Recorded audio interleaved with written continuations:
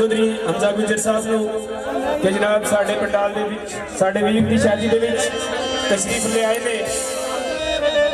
ਸਭ ਤੋਂ ਪਹਿਲੇ ਇੱਕ ਬੋਲ ਪੇਸ਼ ਕਰ ਰਿਹਾ, ਉਸ ਤੋਂ ਬਾਅਦ ਮੇਰੇ ਵੀਰ ਨੇ ਇੱਕ ਫਰਮਾਇਸ਼ ਕੀਤੀ ਹੈ, ਪੇਸ਼ ਕਰਾਂਗੇ। ਕੁੜੀਆਂ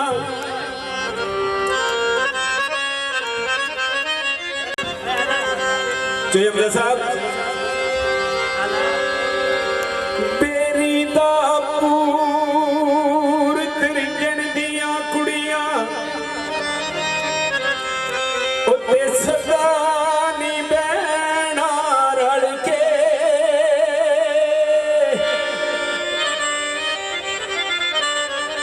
जो पानी अज बदनू लंघ गया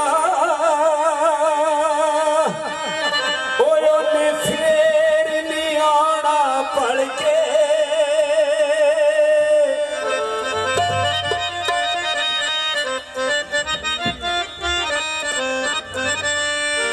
सच सियाने बोल के रब जई सजाई जापे।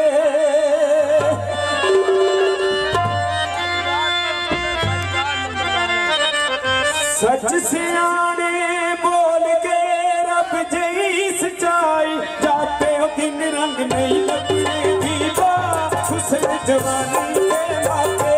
दिन रंग नहीं लगने देनू हुस्न जवानी के बापे।